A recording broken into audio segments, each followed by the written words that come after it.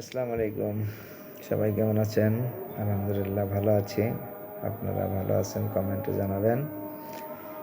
তো একটা ভিডিও আপনাদের মাঝে অনেকদিন পরে আসলাম যে মানুষে আসলেই বীমা যারা করায়, বীমা কোম্পানিগুলোর আসলে খারাপ বলে। সবাই তো আর খারাপ না। দেখেন, একটা বীমা কোম্পানির এজেন্ট যারা, তারা নামাজ পড়ে কিন্তু দোয়া করে যারা আল্লাহ এই প্রতিষ্ঠানটাকে ভালো করে দেন, এই প্রতিষ্ঠানটা আরও ডেভেলপ হোক, এই প্রতিষ্ঠানটা উন্নতি হোক, আমার গ্রাহকগুলো সুস্থ থাকুক, গ্রাহকগুলো ভালো থাকুক, গ্রাহকগুলো সঞ্চয় করুক। একটা উকিল দোয়া করে যে আল্লাহ আজকে ফজরের নামাজ পড়ে দোয়া করে আজকে যেন আমার চেম্বারে আপনার আসামি যারা কেস মামলা মারামারি যেন বেশি হয় এরা যেন আসে।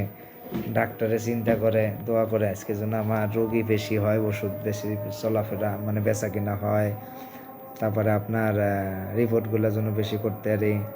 তাহলে সবাই কিন্তু খারাপ দোয়া, এটা কিন্তু ভালো না।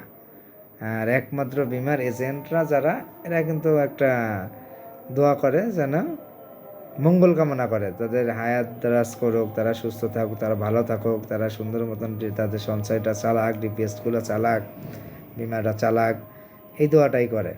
কিন্তু সব মাছেই গু খায়, গাইরে মাছের দোষ হয়। এই সব সমস্যা আমাদের উপরেই পড়ে। সবাই অন্যায় করলে বিমার উপরেই দোষ পড়ে, বুঝছেন? তো ভালো থাকেন। কথাগুলো যদি হাসা হয় মানে সত্য হয় তাহলে কমেন্টে জানাবেন। হ্যাঁ, আসসালামু আলাইকুম।